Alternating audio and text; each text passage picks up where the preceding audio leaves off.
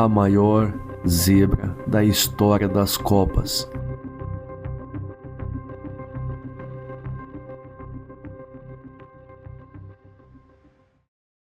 O choque impossível.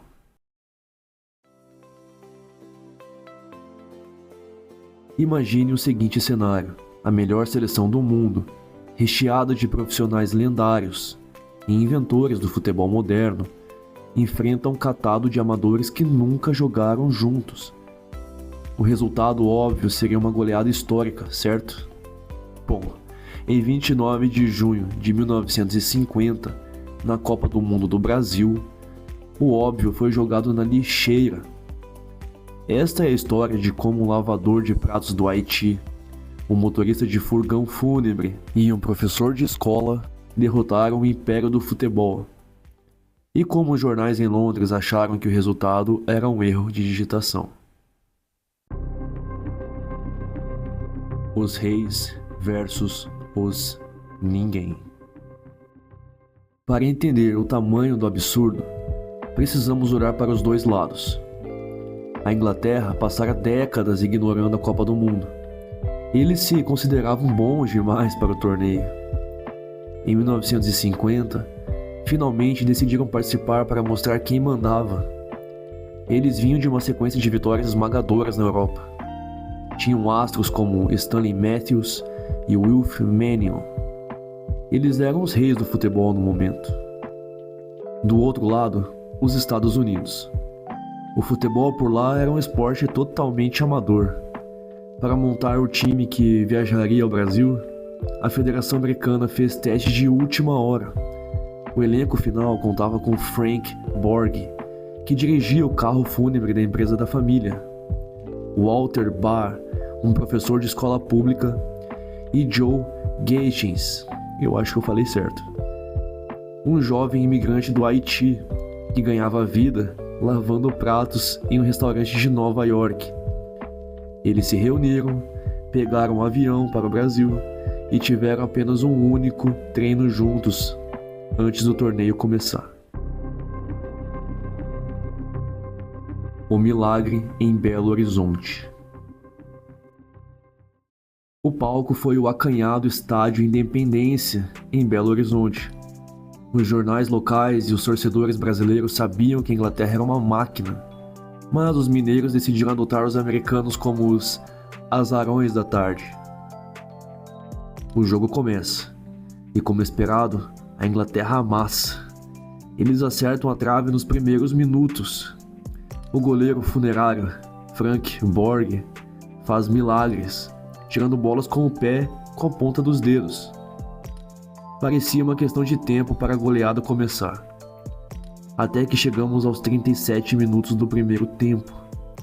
O meia americano Walter Barr chuta de longe. A bola parecia ir fácil nas mãos do goleiro inglês, quando do nada, Joe Gaetens, o lavador de pratos haitiano, dá um peixinho heróico no meio da área. Ele desvia a bola de raspão. O goleiro inglês já estava indo para o outro lado.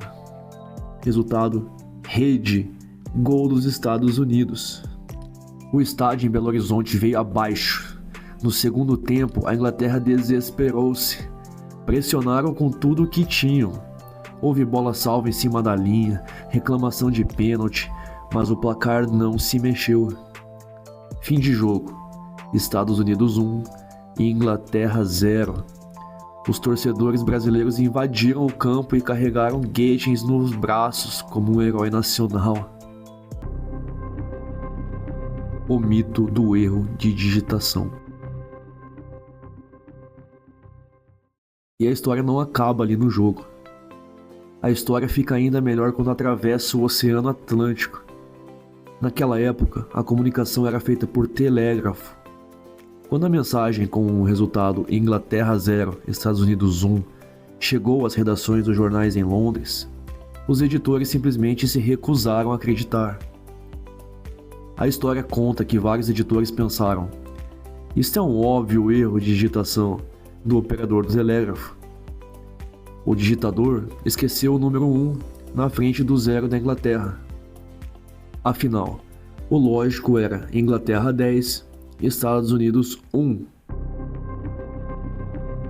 O destino do herói. Essa partida ficou conhecida na história americana como o Milagre da Grama. Curiosamente, o herói do jogo, Joe Geschins, nunca se naturalizou americano.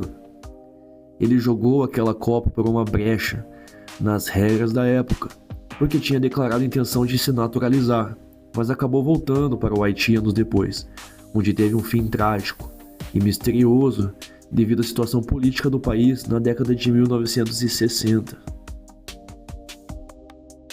O futebol é o único esporte no mundo capaz de produzir roteiros que nenhum escritor de Hollywood ousaria criar, porque pareceriam mentira. Um time de amadores, unidos por acaso, derrubando gigantes e quebrando as máquinas de escrever da imprensa mundial. Da próxima vez que você achar que um jogo já está ganho antes do apito final, lembre-se do lavador de pratos e do motorista de furgão fúnebre de 1950.